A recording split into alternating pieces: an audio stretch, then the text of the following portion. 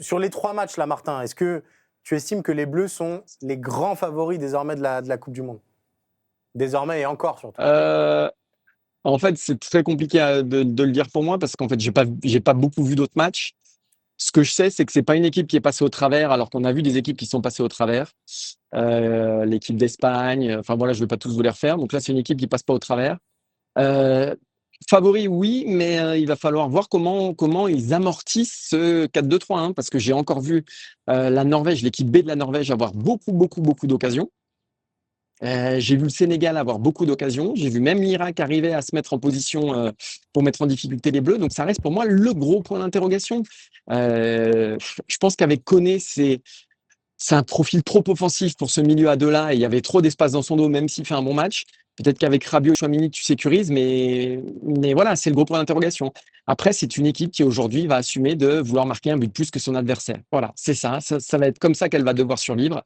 Est-ce que tu pourras en marquer 4 contre l'Espagne s'ils en marquent 3? Enfin voilà, ça va être ces questions-là, parce que c'est une équipe qui sera en danger tout le temps, qui maîtrisera les choses, mais de façon très fébrile. C'est une équipe qui est sur un fil, qui sera tout le temps sur un fil. Donc c'est assumé, on dirait bien que c'est assumé. Je pense que contre la Suède, il y a pas de souci à se faire. En huitième, contre l'Allemagne, ça montera déjà un petit peu d'un cran, mais je pense que l'équipe de France est au-dessus. C'est ensuite que ça se jouera quand même, je pense. Mais c'est une équipe de France, en tout cas, si on prend la première minute face à la Sénégalais aujourd'hui, qui a quand même convaincu, qui a quand même montré que devant, ils avaient des armes de destruction massive, qu'au milieu, que les individualités étaient présentes. C'est sur ce système et c'est sur cet équilibre encore qui reste à travailler et pas qu'un peu. Alors, on nous demande si c'est confirmé que ce sera la Suède. Non, pas encore. Non. Mais sachez que je crois qu'il y a 51 scénarios possibles. 49 des 51 scénarios pointent vers la Suède. Donc, on est quand même très avancé sur ce scénario-là. Il y a un autre scénario où ce serait le Paraguay potentiellement. Et un autre encore, mais là, avec les matchs qui restent à finir, tout dépendra évidemment des meilleurs troisièmes. Mais le parcours des Bleus à l'heure actuelle, donc Suède, mais il manque encore des adversaires, puisque je vous le disais, il y a d'autres scénarios avec le Paraguay. Huitième de finale, Allemagne ou Paraguay, même si le Paraguay n'est pas encore sûr d'être en 16e. Donc finalement, le tableau qu'on vous montre là, il est pas bon. En régie, on peut l'enlever parce qu'il n'est pas complètement à jour. Ce qui est sûr, c'est que oui, ça devrait être la Suède en 16e. Et ce qui est sûr aussi, ça c'est factuel, les Bleus sont dans le même tableau que l'Allemagne pour un potentiel huitième de finale face à l'Allemagne. Ouais, alors moi, est-ce que la France est plus favorite qu'elle ne l'a été avant le coup d'envoi de cette Coupe du Monde? Moi, je pense que non, mais je pense qu'elle fait d'autant plus peur aujourd'hui.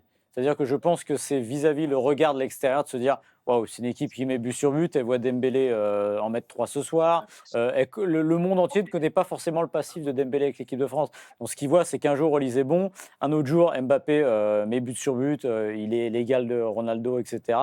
Derrière, c'est Dembélé, un jour c'est Olise, donc ils se disent mais là c'est une mitraillette, ils ont des armes à tous les postes, etc. Et moi, ce qui me marque aussi, je pense que c'est une équipe, alors je le redis tout à l'heure, je pense qu'à un moment, il faudra être un peu plus défensif, hormis si on ne voit pas venir une révolution qui fait que cette équipe est une révolution, qu'elle est tellement forte offensivement que dans le rapport de force, elle impose sa puissance offensive aux adversaires. Et peut-être qu'on est à l'orée de ça. Alors ce serait l'orée et ce serait aussi le crépuscule de Deschamps, donc ce serait assez exceptionnel. Mais en tout cas, moi je pense que c'est une équipe qu'on a sous le capot parce qu'on l'a dit, Martin, tu l'as dit, il y a encore quelques petits défauts à régler. Et le jour où l'équipe de France règle ses défauts, et notamment au niveau de l'équilibre, là, on a une machine de guerre. Donc, je pense vraiment que c'est le regard des autres qui va se dire OK, ils sont arrivés pour gagner la Coupe du Monde. Ils ont gagné leurs 3 matchs. Ils ont mis 10 buts en phase de poule. Ouh là là, enfin, vers quoi on va? Mais alors, on écoutera juste après, enfin, on lira juste après la déclat de Guy Stéphane. Il y a quand même un truc, tu parles de révolution et du fait que c'est pas sûr qu'on soit plus favori qu'avant le début de la compétition. Cette phase de groupe, elle acte quand même le fait que les Bleus avaient un potentiel offensif. Là, c'est plus un potentiel, c'est une réalité. Les Bleus ont la capacité de mettre 4 buts à chaque équipe qui se présentera dans cette compétition. Parce qu'en plus, on l'a vu, même les grandes nations, c'est pas royal derrière. Le Portugal, c'est assez friable. L'Espagne, on va pouvoir vous faire un dessin, mais la charnière, c'est pas non plus exceptionnel. Donc, à la fois offensivement, cette équipe fait peur. Défensivement, elle est exposée, mais C'est le cas de toutes les équipes, de toutes les grandes équipes dans cette compétition. Donc, à part si on tombe dans un match un peu traquenard, comme l'ont vécu les Anglais face au Ghana, à savoir une équipe qui défend très bien, qui réussit à annihiler toutes les attaques françaises et derrière mettre une transition et marquer, ce qui est possible, ce qui existe toujours parce que c'est le football. Moi, je vois les Bleus plus favoris qu'avant le début de cette compétition parce que sur ces 3 matchs-là, j'ai eu la confirmation qu'on allait avoir le plein potentiel de Dembélé, de Mbappé, d'Olysée. C'était pas garanti avant le début de cette compétition. On a perdu Martin ? Ah non, il est là. Pas plus Je les vois pas plus favoris qu'avant la compétition pour la simple et bonne raison que c'était déjà les favoris avant le début de la compétition. Mais j'ai une question à vous poser, c'est que si effectivement on veut un peu plus d'équilibre, si on veut une équipe qui soit un peu plus structurée, et comment on fait? Parce qu'en Non, fait, mais c'est ça. tu vas forcément, Oui, tu vas forcément détruire une part de ton arsenal offensif qui aujourd'hui est ta grande force. Donc, enfin, si je veux dire, tu vas pas enlever mais Olysée, t'as tu vas raison. pas enlever Dembélé, tu vas en foutre un à gauche. Comment ça se passe? Enfin, Mais- aujourd'hui, c'est très très très compliqué. C'est très très très compliqué aujourd'hui d'imaginer cette équipe de France dans une autre structure. Et donc, je pense Ça- que Ah ouais. l'avenir, son avenir, son destin, c'est d'assumer ce truc-là et d'y aller jusqu'au bout. Mais ça, je suis d'accord avec toi. C'est sûr qu'offensivement, là, tu dis que tu as Dembélé à droite. Que si tu repasses à 3, qui c'est que tu mets à gauche, par exemple? Voilà. Typiquement, tu peux Non, avoir mais ce problème-là. la seule solution pour Mais- garder le 4-2-3-1, mais avoir plus d'équilibre potentiel, c'est d'avoir un Rabiot en mode Oui, mais Matuidi. c'est plus un Mais 4-2-3-1. c'est plus un 4-2-3-1. Bah, tu peux quand Ah bah même oui, mais demander là, à Rabiot de... Oui, d'accord, mais c'est comme mettre Matuidi. C'est-à-dire, Matuidi, tu comptes pas ça comme. Sinon, Matuidi, on aurait pu dire c'est un 4-2-3-1. Tu Oui, vois, mais ça te permet d'avoir tes 3 de devant dans la meilleure position possible. Ah oui, ça, je suis d'accord. Et d'avoir Oui. un peu plus de sécurité dans ta gestion du ballon au milieu, Ça, je suis dans tes d'accord. replis, Mais dans tu ton diras activité. plus que tu as gagné grâce à ton attaque. Tu diras que tu as gagné grâce à ton attaque et aussi par rééquilibrage en mettant Rabiot. Ouais, mais ouais. je suis d'accord avec toi. Oui, c'est la seule solution. Ce serait d'ailleurs assez drôle qu'on en revienne à ça. Parce que même, ce qui est marrant, c'est que c'était la méthode 2018. Ça a été, il y a eu un match au Portugal en 2020 où il gagne au Portugal en Ligue des Nations, où Rabiot joue à ce poste-là et on se dit c'est reparti comme en 14, ça marche bien comme ça. Et finalement en 2022 ils l'ont pas fait, mais ils avaient, en fait c'est marrant, je suis toujours dans l'histoire de Deschamps, il a toujours mis un pion un peu différent pour équilibrer. En 2022 c'est Griezmann qui redescend d'un cran, qui fait une Coupe du Monde fantastique. Voilà, donc j'imagine, mais encore une fois je le dis, je le redis comme tout à l'heure en début d'émission. Peut-être qu'on est à l'orée d'une révolution. C'est-à-dire que, bah voilà, c'est peut-être, il est en train de. On a suffisamment dit que l'équipe de France n'avait pas de style, que l'équipe de France n'imprimait rien, que c'était trop défensif, même culturellement en 98. Bah, peut-être qu'on a une inspiration, quelque chose de différent, je ne sais pas. Et en plus, quand on parle d'être attiré vers l'avant, souvenez-vous aussi du match face à l'Irak, et même dans ce match-là où il y a des récupérations qui sont très hautes, avoir ces 4 devant, qui font le boulot défensivement, ça permet d'avoir un pressing qu'on a rarement vu en équipe de France, c'est-à-dire avoir quelque chose de haut. C'est aussi ce qui explique pourquoi on est au 4 devant derrière quand on se fait transverser le premier rideau, mais ça impose un rapport de force aux adversaires parce qu'il faut défendre contre ces gars-là, mais ça impose aussi un autre rapport de force quand c'est à eux de relancer, parce que vous allez avoir Dembélé, parce que vous allez avoir Barcola, parce que vous allez avoir Olise, et même Mbappé parfois, qui vont venir vous embêter. Donc c'est sûr que culturellement, ça peut être un grand chambardement, quoi. Mais oui, c'est sûr que. Et là, je regardais les commentaires. Vas-y. Je vais peut-être devoir vous laisser parce qu'il y a peut-être les joueurs de l'équipe de France qui vont quand même arriver là. Là, a priori, ça bouge un petit peu. Donc, je vais vous laisser au cas où Très bien. ne rien rater. Et on se donne rendez-vous demain de toute façon. Oui, rendez-vous demain, évidemment, tu l'as dit. Alors, on dit 20h parce que c'est l'horaire un peu valise. On avisera en fonction des activités médiatiques des Bleus, mais je crois qu'il n'y a rien en lendemain de match. Non, c'est le match des coiffeurs. Donc, bon, on se tient au courant, Martin, et on vous tiendra au courant, évidemment. Pour l'horaire. Merci beaucoup, Martin, d'être passé. Nous, on va continuer et je crois qu'on a pas mal de petites stats à lire, notamment une nouvelle déclat de Guy Stéphane en conf de presse qui, je crois, compare cette équipe à l'équipe de 2022, si j'ai vu brièvement dans le fond. Et ça m'intéresse. Je pense que c'est trop tôt pour dire qu'on est plus fort qu'en 2022. On a beaucoup de jeunes joueurs qui n'ont pas encore joué une Coupe du Monde, c'est vrai. On ne voit ça que quand on arrive à élever notre niveau contre des équipes très fortes. C'est un point important soulevé par Guy Stéphane. 2022, on avait des grognards quand même. Il n'y en a pas énormément dans cette équipe-là. Il n'y a pas de Varane, il n'y a pas de Lloris, il n'y a pas de Giroud, il n'y a pas de Griezmann. Et ça peut compter, notamment, on parle de gérer les temps forts, les temps faibles, quand on est en train de subir un peu, comment réussir à calmer un peu tout ça. Et le 4-2-3-1 et le côté un peu un chien fou de cette équipe qu'elle peut avoir peut lui jouer des tours aussi, c'est vrai. Ouais. Après, c'est toujours difficile de voir comme une équipe se révèle pendant une compète parce que vous prenez 2018, c'est les champions du monde, c'est les deuxièmes champions du monde les plus jeunes de l'histoire. C'est une équipe qui, en moyenne de sélection, on n'allait pas chercher très loin, hormis Griezmann, hormis Giroud. Mais c'est vrai que là, la différence, c'est que tu avais ce côté un peu colonne vertébrale de grognard. Tu parles peut-être de Varane, tu avais Griezmann, tu avais Giroud avec le jeune Mbappé. Et c'est vrai que tu n'as pas cet équivalent-là. En fait, ce que tu peux te demander, c'est si à un moment ça tourne un peu moins bien ou dans un match, ça se passe un peu moins bien, qui sera cette force pour aller pousser? Peut-être Mbappé, Ouais, on en tout cas, l'espère. c'est ce qui est Peut-être attendu de Chouameni, lui. voilà.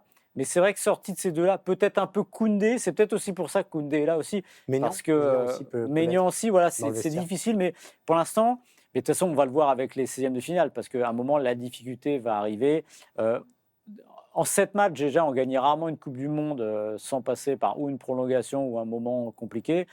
Alors en 8 matchs, j'imagine que ça va être aussi Thomas Boutin qui gageur. nous parle d'un autre joueur qu'on n'a pas cité. Alors Saliba, effectivement. Rabiot, effectivement. Ah oui. Moi, c'est le plus sous-coté de ce 11, Adrien Rabiot. Bon, il n'était pas là sur ce match-là, mais il est essentiel dans plein d'aspects. Et moi, c'est aussi pour ça que le pauvre Manu Koné a beau avoir beaucoup de mérite. Je ne vois pas Didier Deschamps se priver de Chouameni et Adrien Rabiot, parce qu'au-delà d'être des très bons joueurs, c'est des leaders, ils ont de l'expérience. Rabiot a une capacité maintenant à beaucoup plus s'exprimer et à parler. C'est le genre de joueur, on l'a vu au moment à l'OM, quand il est passé, on se rendait compte qu'il venait c'était trop grand pour la Ligue 1, il avait un vécu au plus haut niveau qui lui permettait de recadrer les joueurs. Je pense qu'il garde ça en équipe de France, et c'est le genre de joueur, je ne suis pas sûr que ce soit celui qui s'exprime le plus dans le vestiaire, mais un peu comme Maignan, quand il parle, à mon avis, ça... ah ouais, si Rabiot vient à parler, c'est que là, vraiment, ça ne va pas. Donc, effectivement, il y a des joueurs, mais c'est marrant parce que c'est des joueurs, on n'a pas trop l'habitude de les voir dans ces rôles-là. Il y a de l'expérience, évidemment, mais on est moins encore sur le côté grognard qu'on pouvait avoir avec toute la liste qu'on a faite juste avant. Alex qui nous dit la colonne, on l'a cité, on a quand même Maignan, Upamecano, Rabiot, Mbappé. Ok, mais enfin, si je compare avec une colonne Lloris, jeune, hein, ouais. Varane, Upamecano. Griezmann, Giroud, ou si tu veux enlever quelqu'un et mettre Pogba à la place, c'est quand même un ton en dessous. Alors évidemment, c'est facile à dire parce qu'ils ont gagné la Coupe du Monde et on le sait, mais même déjà à l'époque, en plus, il y avait l'expérience de l'Euro, l'Euro en France, il y avait même pour certains la Coupe du Monde 2014, et pourtant, ça restait une équipe assez jeune. Donc voilà, je ne suis pas sûr qu'il y ait ce même leadership partagé dans cette équipe-là, parce qu'en fait, chercher les leaders, c'est comme tu dis, comme Rabiot, je pensais des leaders un peu plus discrets. Mais ça n'empêche pas. Et puis, de toute façon, c'est aussi pendant une Coupe du Monde qu'on se révèle. Les équipes qui ont gagné la Coupe du Monde, prenez France 98, il y a des joueurs qui se sont révélés pendant cette Coupe du Monde qui, si c'était terminé en huitième de finale ou en quart, on aurait dit, bon, ils n'y arriveront jamais, de toute façon, tout ça pour ça. Voilà, donc c'est aussi dans ces moments-là. Et il y aura forcément un moment difficile. Alors, si l'équipe de France gagne la Coupe du Monde sans moment difficile, c'est très fort, mais j'y crois pas une seconde. Donc, il y a un moment, il faudra s'accrocher. Et c'est là qu'on verra justement où sont les leaders dans cette équipe. Peut-être Michael Olysée qui pourrait passer une gueulante dans le vestiaire, non, Alex qui nous dit qu'il faut se rendre compte qu'entre les doubles vainqueurs de Ligue des Champions et les finalistes, multifinalistes de la Coupe du Monde, on est pas mal. C'est vrai, ils ont une expérience en club mais c'est toujours un peu différent. C'est pas pareil, Et le manque de vécu, mine de rien, alors là, ils sont ensemble depuis plusieurs semaines maintenant, mais c'est pas pareil. Un groupe qui affronte la tempête, mais qui n'a pas vécu grand-chose encore ensemble, il y a des moments de révélation. Je ne sais pas si on a déjà vécu le moment de révélation de cette équipe. Le moment de révélation 2018, c'est la bascule face à l'Argentine, qui a soudé un peu tout le monde et qui a permis de se dire « Ok, les gars, on a été au bord du gouffre, on a survécu, il n'y a pas de souci ». Moi, je suis un peu persuadé que tu es un peu obligé de pas forcément dans des proportions aussi importantes que face à l'Argentine, mais pour être champion du monde, il faut assumer des temps faibles et savoir bien les gérer. Regardez la demi-finale 2018 face à la Belgique. Bon, il n'y a qu'une tempête et pourtant les Bleus arrivent à s'en sortir. Je ne suis pas sûr que les Bleus aient encore vécu cet événement un peu fondateur-là. Et bon, ça se passe aussi beaucoup dans les matchs à élimination directe, donc c'est là qu'on va savoir. Mais c'est un peu tôt pour moi pour répondre à cette question-là. Il faut le moment, excusez-moi d'être trivial, mais il est minuit 6 où on serre un peu les miches. Voilà. Il faut ce moment-là où on se dit, parce que ça fait grandir. 98, c'est France-Paraguay, c'est France-Italie, c'est même la Croatie. En fait, tout est compliqué jusqu'à la finale. 2006, Russie, s'il y a le premier tour. L'Espagne, c'est au couteau. Le Brésil, c'est au couteau. Le Portugal, c'est au couteau. C'est pas forcé que tous les tours soient comme ça. Prenez 2022. La Pologne, c'est pas au couteau. Ça passe. Voilà. L'Angleterre, ça commence à être un peu chaud. Il faut des moments. Parfois, il y a des moments plus simples. Le Maroc, c'était un peu plus simple en demi. Mais ça passe par là. Et justement, c'est des révélateurs de caractère. Parce que c'est ce qui va faire la différence entre une équipe talentueuse, qui a du ballon, qui va peut-être séduire, et une équipe qui est capable d'aller au bout, parce que je reste persuadé qu'il faut aussi ces gens-là qui vont un peu taper du poing sur la table et qui seront là dans les moments difficiles. Nira qui me dit, je comprends pas trop le sujet, qui sont les inexpérimentés du groupe. Bah, tous ceux qui disputent leur première Coupe du Monde, Ouais. en fait, tout simplement. Et il y en a quand même quelques-uns. Alors, c'est vrai que derrière, pas trop, mais un Manu Koné, Olysée, Ouais. Doué, Barcola. Et puis, il y a aussi, comment expliquer, la place qu'ils ont dans le groupe maintenant. Un mec comme Ousmane Dembélé, ça a été longtemps un peu le petit frère, celui qui fait rire tout le monde, etc. Là, on attend de lui que ce soit un leader. Rabiot, il a grandi, mais je veux dire, pareil, on n'attendait pas forcément de lui de prendre la parole à l'époque parce qu'il y avait Griezmann, parce qu'il y avait Giroud, parce qu'il y avait Lloris. En fait, c'est juste prendre la place de ceux qui sont partis. Et en l'état, on n'a pas de certitude complète sur tout ça. Ça ne veut pas dire qu'ils n'y arriveront pas et ça ne veut pas dire que c'est des joueurs sans expérience. Simplement, faire émerger des leaders, ça ne se décide pas du jour au lendemain. Oui, c'est ça. Et Upamecano, vous l'avez dit, était là en 2022, Konaté aussi, mais il y avait Varane. Donc, quand il y a Varane, on n'est pas obligé de prendre exactement les mêmes responsabilités. Au milieu de terrain, il y avait Griezmann. Voilà, c'est aussi la place dans le groupe et un moment. Mais c'est comme dans la vie de tous les jours, c'est-à-dire qu'il y a des moments, il faut prendre un peu plus d'ampleur.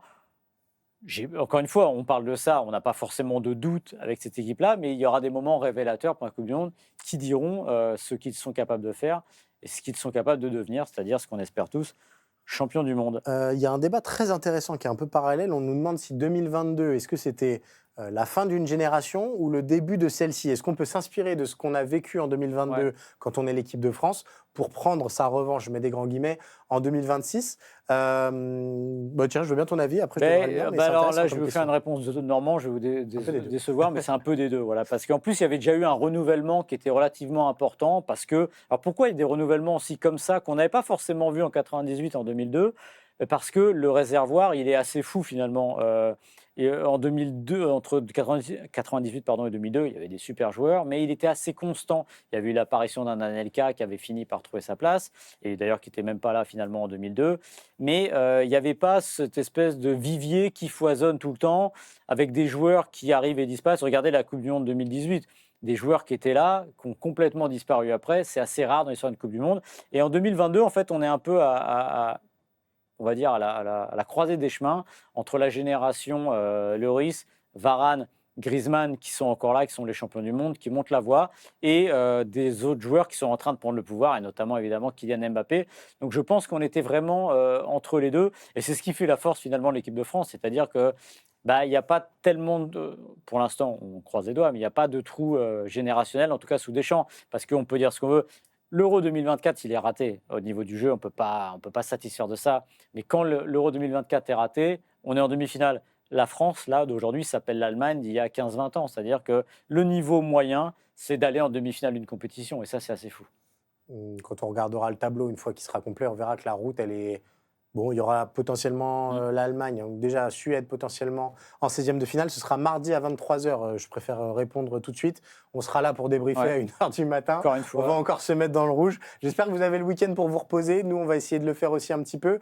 Ensuite, on pourra avoir donc l'Allemagne en 8e de finale. Ah ouais, ça, je l'attends, sûr. Et potentiellement en quart, ça pourrait être le Maroc ou les Pays-Bas. Non, alors le tableau, il est toujours... Ah oui, voilà, il y a des points d'interrogation. Très bien. Donc vous voyez, le tableau, le haut du tableau à gauche est presque complet. Il manque de savoir quels sont les meilleurs troisièmes qui viendront se greffer. Mais donc Paraguay, Suède potentiellement. Et donc les Bleus pourraient faire Suède, Allemagne, allez, on va dire Maroc, avant d'arriver en demi-finale. Et là, ils pourraient croiser avec le tableau notamment du Portugal ou de l'Espagne. Là, il y a encore beaucoup d'inconnus sur ce tableau-là. Ce qui est sûr, c'est que les Bleus sont dans ce tableau avec l'Allemagne. La couette qui nous dit 1 heure ou plus tard. Et oui, parce qu'au-delà des orages, il peut y avoir des prolongations maintenant. Et alors, France-Allemagne... Il peut y avoir orage et prolongation. Il peut y avoir... Ouais, alors là. France-Allemagne, le 4 juillet, à Philadelphie, le jour du 250e anniversaire de l'indépendance des États-Unis. ça promet. Je crois que Martin nous a parlé d'un programme un peu fou à Philadelphie. Ça pourrait être symboliquement très, très sympa à vivre. Évidemment, nous, on sera là, mais en tout cas, à Philadelphie, c'est cette espèce d'ambiance particulière. Mais moi, j'ai très envie du France-Allemagne. Ça, vraiment, je le coche. No The Edge nous dit comment faire pour que même inconsciemment, on ne se voit pas trop beau. Ah. Je vais te dire un nom, Deschamps. Il y a un côté chez Didier Deschamps, et refaites-vous la prépa. Sa première réponse de conférence de presse, comme nous le rappelait Martin il y a quelques jours, c'était de dire « j'aime pas ce qui se passe, on nous voit trop beau, on nous voit trop fort, c'est pas comme ça la Coupe du Monde ». Quand on l'a interrogé, il disait que c'était l'Espagne le grand favori de cette Coupe du Monde. Il en a joué, mais je pense que Didier Deschamps, c'est le meilleur antidote contre cette forme d'enflammade qui peut guetter les Bleus. Luis Enrique a eu beaucoup de qualités avec le Paris Saint-Germain au moment de préparer les finales pour leur dire une finale, ça ne se joue pas à 150%, ça se joue juste à 100% et être bien dans le moment. Ça, c'était un gros travail de Luis Enrique, qui peut d'ailleurs bénéficier aux joueurs du Paris Saint-Germain qui jouent dans cette équipe de France. Didier Deschamps, lui, il a une vraie force, c'est de rester connecté avec son groupe et de savoir lui ramener les pieds sur terre. Et je pense que, typiquement, on parlait des pertes de balles devant. La première période face au Sénégal, ça a dû lui déplaire grandement à Didier Deschamps. Et on a revu des images d'ailleurs, parce que beIN, je vous conseille ce format, sous-titre un petit peu les échanges qu'il peut avoir avec Guy Stéphane pendant les matchs. Et dès qu'il y a une perte de balle, et notamment sur la séquence à laquelle je pense, c'est Désiré Doué, il se fait reprendre derrière. Donc il va y avoir un vrai truc. De toute façon, Didier Deschamps, il ne se fera pas piéger par ça. Il connaît le format de cette Coupe du Monde. Et Mbappé aussi. Mbappé, depuis le début de cette Coupe du Monde, et on parlait de son rôle de capitana, il insiste énormément là-dessus. C'est une Coupe du Monde, c'est différent de tout ce qu'on peut connaître par ailleurs. Il y a 1000 pièges à éviter. On en connaît certains à l'avance. Et voilà, quand vous voyez la réaction de Dembélé aujourd'hui, qui est un peu décevante quand on est journaliste, parce qu'il vient de marquer un triplé, il dit « il ne faut pas s'enflammer ». Ok, nous, on aimerait bien qu'ils nous disent sur le pied droit, j'aime bien rentrer, machin. Il y a quand même un truc qui se dégage de cette équipe qui me semble pas imperméable à un fiasco, parce que ça peut être la Suisse de 2021, je ne l'espère pas, mais il y a quand même des garde-fous, j'ai l'impression. Une déclat de Guy Stéphane qui décidément a beaucoup parlé. Ah voilà, ce soir, Mbappé n'a pas marqué, mais ça reste un joueur en homme. La compétition est, j'espère, encore longue pour nous. Par ses déplacements, sa vitesse de course, ses crochets, je suis sûr qu'il trouvera les filets. Oui, moi je suis sûr aussi. D'ailleurs, il les a déjà trouvés. Oui, bah voilà, il a résumé ce qu'on a dit sur Kylian Mbappé. Guy Stéphane, je regarde s'il y a des dernières questions. Oui, il y a Beaugren qui rebondit sur ce qu'on disait. Il nous dit les joueurs d'aujourd'hui ne coûtent pas comme la génération 2018. Alors, ok, les joueurs sont différents, mais Didier Deschamps s'est adapté aussi, vraiment. Et je pense que tout ce qui transpire, et d'ailleurs on l'a beaucoup vu là sur les dernières heures avec le décès de la maman de Didier Deschamps, beaucoup de respect. Je pense que Didier Deschamps est ultra écouté par son groupe, pour le coup. Oui, et Didier Deschamps le dit même, alors en 2018, il l'avait dit, il dit les codes ont un peu changé par rapport à mon époque, et il s'inspirait de son fils. Et ce qu'il disait, son fils lui donnait une source d'inspiration pour s'adapter. Donc ça, pour le coup, je ne pense pas que ce soit un problème. En plus, il faut savoir que Didier Deschamps, c'est quelqu'un qui dégage une autorité certaine. Voilà, quand vous le voyez, voilà, et je le répète, je l'ai déjà dit ici, c'est un type qui, depuis qu'il a 15 ans, récupère tous les brassards de capitaine partout où il passe. Donc à un moment, c'est pas un hasard. Mais Didier Deschamps est aussi quelqu'un de très taquin et très drôle. Donc voilà, je pense qu'il sait s'adapter à son effectif, il sait les taquiner quand il faut. Et quand vous taquinez un joueur et que vous appelez Didier Deschamps, le joueur, évidemment, il vous respecte, il prend ça comme une marque, un peu d'affection. Donc il sait vraiment très bien gérer cette proximité et distance avec les joueurs, c'est-à-dire que je peux rigoler avec le joueur, mais le joueur ne va pas me mettre une tape dans le dos comme ça, tout simplement. Et là, pour le coup, ça, c'est pas trop inquiétant. Et je réfléchis aux 14 ans de Didier Deschamps en équipe de France. Il n'y a pas eu un moment où ils se sont vus trop beaux, que ce soit le quart de finale face à l'Allemagne en 2014, la finale du Portugal 2016. Les Bleus ne perdent pas parce qu'ils se sentent trop beaux. Ça, c'est jamais le problème. Le problème est parfois ailleurs. Et puis, mention spéciale à Guy Stéphane aussi, qui est dans ce duo-là. Enfin, on n'en parle pas souvent des staffs parce que, voilà, on parle beaucoup des entraîneurs et des joueurs, mais voilà, dans le staff de Deschamps, qui est là aussi depuis très longtemps, donc ils connaissent parfaitement les joueurs, c'est très, très huilé finalement. Et là, il y a tout le bénéfice des 14 ans de Didier Deschamps à la tête de l'équipe de France. Mais Guy Stéphane, lui, pour le coup, a une relation beaucoup plus proche avec les joueurs. Et je pense que ce duo-là fonctionne très bien sur Ousmane m'a dit que, etc. Et ça se réajuste beaucoup. Donc, moi, je suis pas sûr que ce soit le principal frein à la potentielle victoire finale de l'équipe de France que vous pourrez suivre, évidemment, tout au long de l'été avec le FC Stream Team. On va se retrouver demain, si tout va bien, Déjà. à 20h avec Martin pour revenir encore sur cette belle victoire française face à la Norvège, pour parler de la suite, parce qu'on devrait en savoir un peu plus sur le tableau final. Donc, rendez-vous demain à 20h. Normalement. Normalement, on donne déjà rendez-vous mardi à 1h du matin environ pour le débrief de ce France point d'interrogation, puisqu'on ne sait toujours pas qui seront l'adversaire des Bleus, même si les chances sont grandes que ce soit la Suède. En attendant, on vous souhaite un excellent week-end. Rendez-vous demain à 20h, dimanche 20h aussi. Et Nira a dit une dernière chose très, très intéressante sur les orages, parce qu'on parlait du leurre à laquelle on terminera. Imaginez un orage pendant une séance de tir au but à 3-4. Ah oui.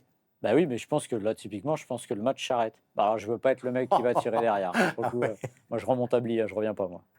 J'espère que s'il pleut dehors, là, ici les Moulineaux, tu reviens quand même? Je reviens quand même. Ouais, c'est très bien.